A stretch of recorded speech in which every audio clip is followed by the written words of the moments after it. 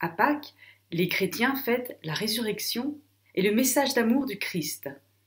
Mais tout être humain, qu'il soit croyant ou non, peut raisonner à cette fête du retour du printemps où les forces solaires sont en expansion.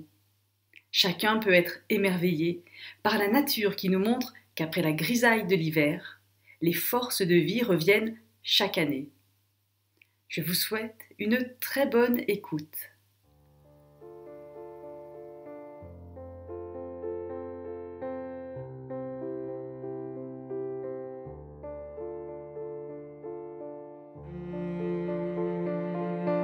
Nous sommes actuellement dans la période de Pâques, dont la date varie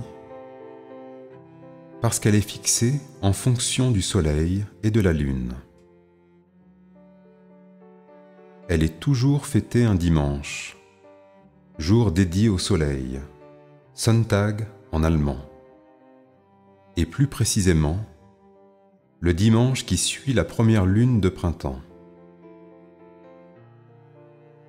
Le soleil a dépassé le point du ciel qui correspondait à la durée égale du jour et de la nuit. Les jours rallongent et les nuits raccourcissent. Les forces solaires sont en expansion et, après Pâques, la lune est forcément décroissante. Cette fête se situe ainsi dans un contexte astronomique particulier et dans une période de l'année où la nature renaît, où on sent partout la résurgence de forces qui sont comme expirées. Il s'agit en effet d'une grande respiration cosmique de la Terre, une respiration de force à l'œuvre dans la croissance des végétaux. En hiver, la Terre garde les forces en elle. Au printemps, elle expire un flot de forces qui se répandent dans le cosmos. Et c'est justement à cette époque que se situe la fête de Pâques, qui représente, pour les chrétiens, la résurrection du Christ.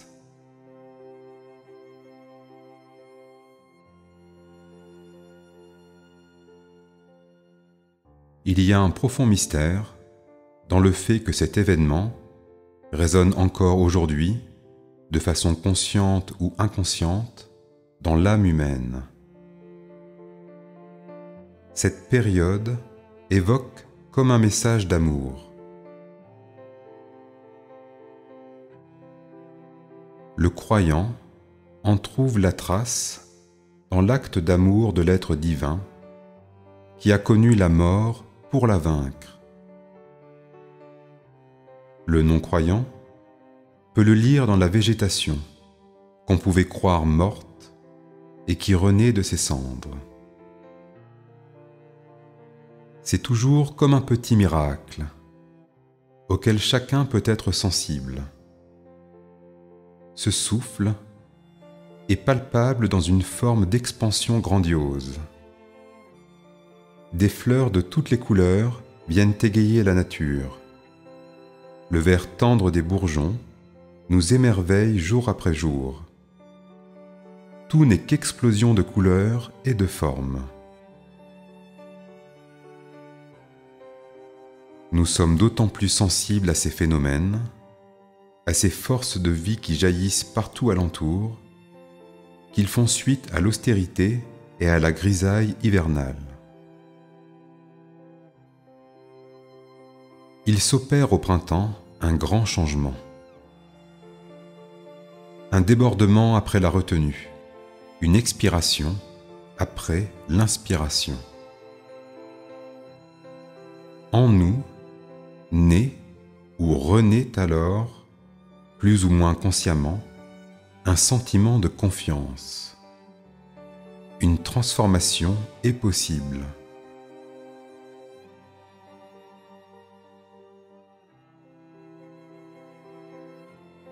Un renouveau est possible pour l'être humain. même s'il est embourbé dans sa vie ordinaire.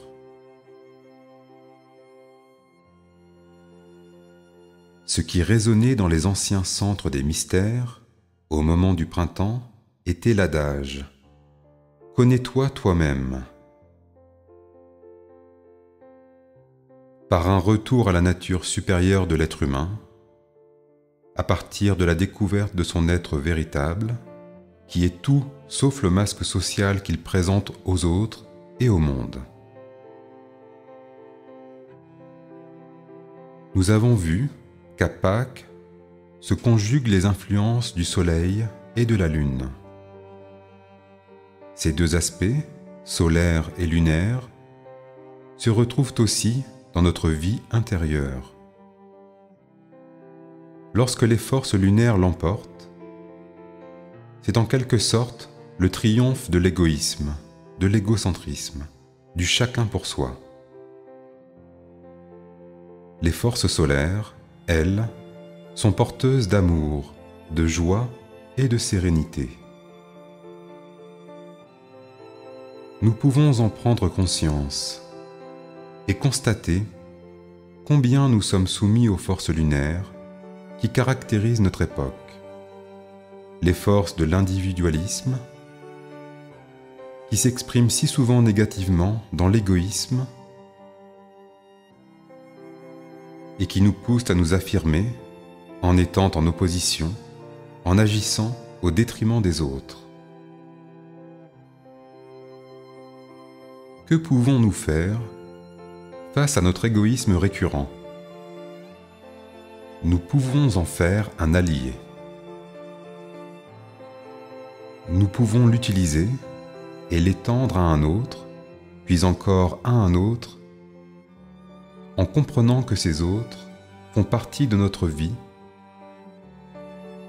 et que nous ne pouvons pas les exclure sans nous exclure nous-mêmes. Alors, nous aurons fait un pas vers l'inclusion et l'amour des autres.